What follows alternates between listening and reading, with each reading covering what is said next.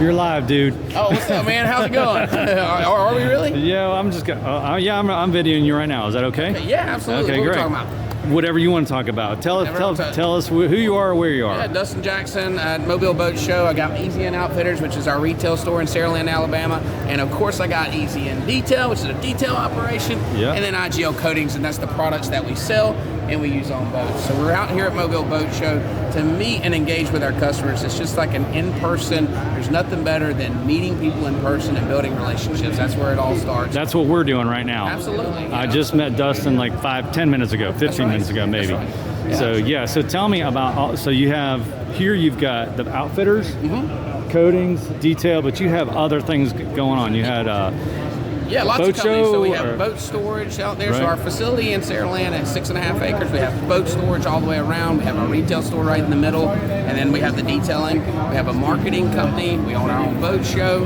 We own Coastal Angler Magazine, and quite a few other things as well. So a lot going on, but really it's like a web that weaves, and all the companies kind of interact with each other. Okay. I mentioned the software company that we have. Right. And so it's business, and you know how they grow. They kind of like they're like kids. And take on a life of their own, right? Exactly. Right. Exactly. And you let one fly the coop already. Yes. Yeah. And that's the entrepreneurial dream. You build one up and you let it go. Right. And it was an amazing opportunity that a larger company had come in and bought us out for that particular company. Right. And so some are not meant to be here forever, and some are meant to stay for a while. So. Right. And it's exciting. But we think about the stores that are here today. I've got our retail store, and it's an outfitter store. We sell hats and t-shirts and accessories, coolers and flip-flops and all the cool stuff. If you're going out and you live this lifestyle, we're here at the boat show, so you can imagine our customers are outdoor people. Right. And that's what it's here for. It's EZN Outfitters, and then of course detailing. If you own a boat, you got to keep it clean, right? So yeah, you do that enjoying the outdoors, and like the products that we provide for the customers are helping that enjoyment. Absolutely. Right? That's the same. Solving a problem. Yeah, exactly. Solving a problem. That's the same thing with mine. I mean, like, we're not talking about my stuff, but same thing with me. It's like, if you told me I couldn't have my product when I was kayak fishing, I'd be really sad, right? Because I love it, right? And you probably, if you didn't have your coatings and your detailing for your boat, you'd say, well, I need something, right? So you're providing that for them, and I think the other thing that's great is like the vibe at these shows is everybody wants to help everyone else, right? Everybody's like, I'm here, like, what do I have to do with nothing with your business? But I want to talk to you, hear your story, put it on my tiny little YouTube channel, right?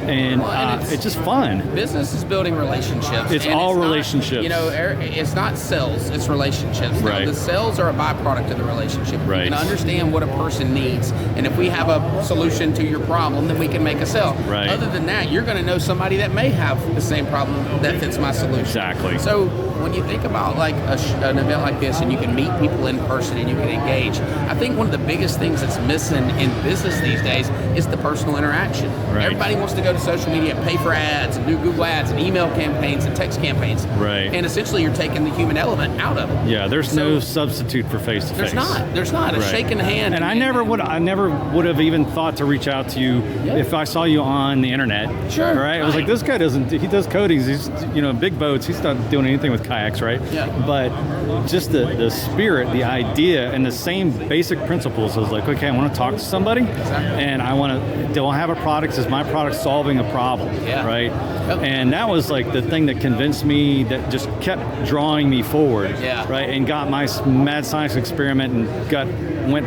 way out of control. Yeah, and right? you think about, so customer relationships can be deduced down to know the customer's name and know their pain. That's how a relationship's built. And this is one thing that's the fundamentals of our companies, is know their name, know their pain. That means anybody that we engage with, we want to know your name, we want to introduce you by name, and we want to understand why you're doing business with us, or potentially doing business with us. Right. Because when we speak to that, then we're speaking to your problem, and it gives you time to talk.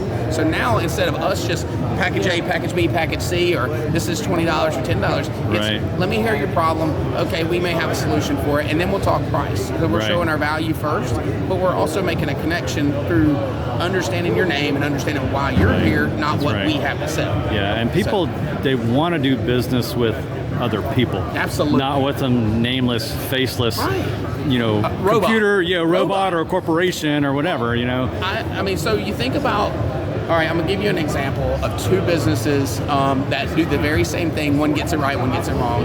And if you think about Lowe's, hardware store, lumber sales, they sell a ton of stuff. They're all over the nation, right? Yep. Lowe's has done their best job at taking people out of the store, putting robots in there so you can check out with a computer. Right. If you need help, you press a button. You may see somebody, you may not. And they've taken the human element out of the sale. Yeah. So they have these huge warehouses full of materials and lumber and all the screws and all the stuff, and nobody to help you. You're supposed to self-serve all the way through the transaction. Right. Look at Ace Hardware. Ace Hardware is the same company. They sell lumber, they sell screws, they sell grills, they sell all this stuff. And when you walk in, the first thing you see is 4 people there standing there going to greet you. Right. They're going to help you go find. You wander around, they'll wander. You know, and it may be a little bit more expensive, yeah, but the customer experience will last. Right. And so if you think about these companies and Walmart and Target and all these things are taking the cashiers out and they're putting the robots and the computers in there. Right. And we all have to have technology in our business. I was in technology. Yeah. But I'm in technology. yeah, so and it has its place, but you still got to have heart and soul that makes the connection, because when people are down to their last dime, when economies shift and money starts to be a little bit harder to come by, are they going to remember the computer that rang them up? Are they going to remember the person that rang them up? Friendly Are they going to face, remember right. somebody that knew their name and knew their name? Right. You brought up Lowe's. Last time I was here, I had to do some repairs on a house that's over 100 years old. Yeah. And I discovered Mobile Lumber. Mobile Lumber. I love that place. Wonderful. Right. I went in there and I was like, I don't know if you have this. It's on an old house. They had exactly what I needed. Yep. You know, and I bought one piece, $15, and the guy spent, 15, 20 minutes with me. But I was like, CFO's nightmare. But now, I'm a fan. Like I was like, I'll take any excuse to go back over to Mobile Lumber. Here you are. You remember their name. Like you remember the name of that company. And right. so I pick on Lowe's a lot, and I do a business presentation, and they're the meat of that. And I hate it because I think that they're going to course correct. I mean, they're too big of a company not to get it. Right. And I think that those things work. Post COVID, when money was kind of flowing, everybody could automate everything, and text messages to everybody worked because people had money to spend and time to spend it. Right. Once you start to remove the excess money out of the equation, and people kind of hemorrhage a little bit, they hold.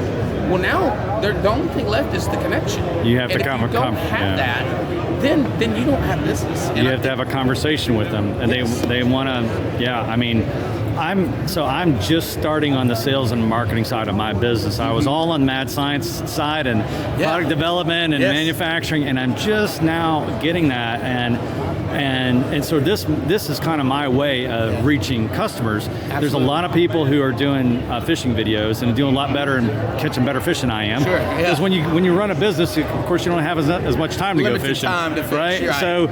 So yeah, they can do the fishing videos. But I'm here trying to do sales and marketing, and so connecting with people. My connection is I'm talking to other business owners. I'm putting it out there, and so that the people who want to follow along with what we're doing, is like I think I might be one of those guys that's an entrepreneur, and I think I might want to start my own business. Absolutely. Right? You can do it, but these little nuggets are gold.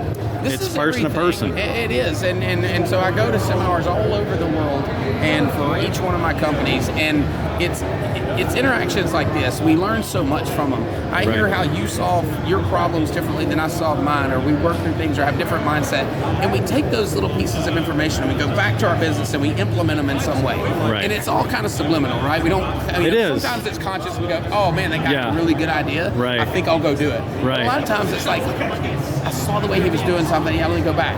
One thing about business too is we're all emotionally connected to every decision we make. Right. So it's really hard to take a look at your business from like the bird's eye view and make clear decisions because you're in the rabbit hole. You're going, well, I know I did this with the best intent, and that's why I do it. And this is, they coined the phrase like, we do it this way because this is the way we've always done it. Yeah. It's like the kiss of death of business. That is. So, you can't do that when you're running a small business. No, and that's why it's always easier for someone to come into your business and let me hear about it. And go, oh man, have you thought about this or that? Right. And you're like, God. So let me ask you if you've had this experience. Okay. I had a customer, a client of mine for programming. I saw it happen to him over and over and over again over the course of 10 years. And it recently happened to me, which is you get this aha moment, but the aha moment is like, oh, why haven't I been doing that for the past year? Absolutely. Right, and that's what happened to me with like the trying to be on social media and put myself out there. I didn't even like hearing the sound of my own recorded voice. Yes, right. I know, So and now I'm totally flipped, gone 180, and I'm like, all right, I'm going to interview this guy right now on the spot. And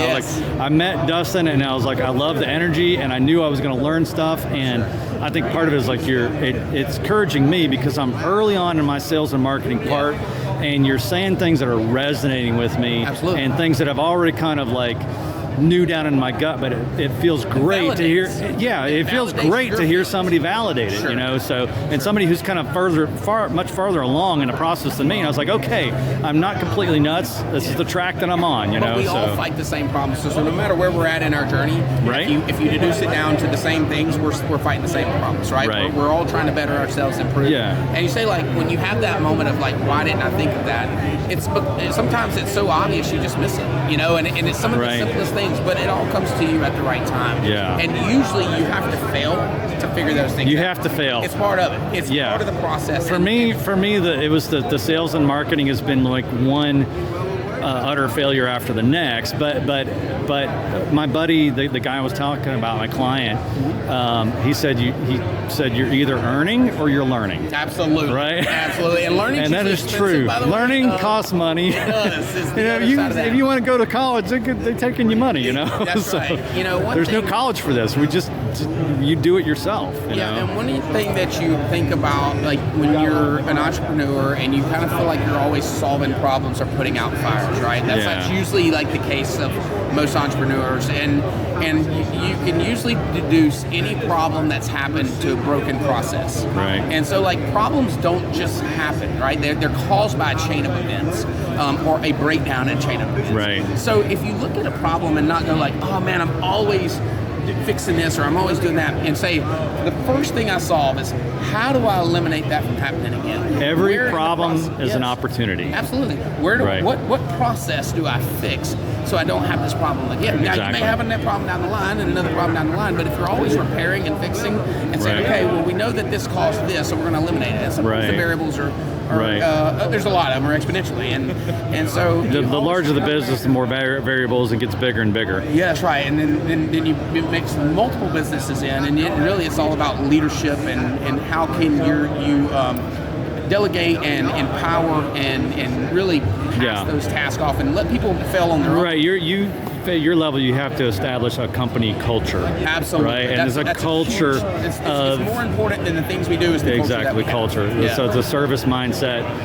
How can I help this customer solve their problem? How can I connect with this customer? Yep. That's fantastic. I love it, man. Dustin, man, you're like my hero, man. I don't know about that. I am so excited to meet you. And I'll be in touch. And I really appreciate you spending time, giving me a little video for this channel. And hopefully somebody come along behind us is going to learn something from this, and they'll be off and running. So awesome, thank you so much, man. Yeah, great. All right. Yes, sir. Good to meet you, yes, too. Sir.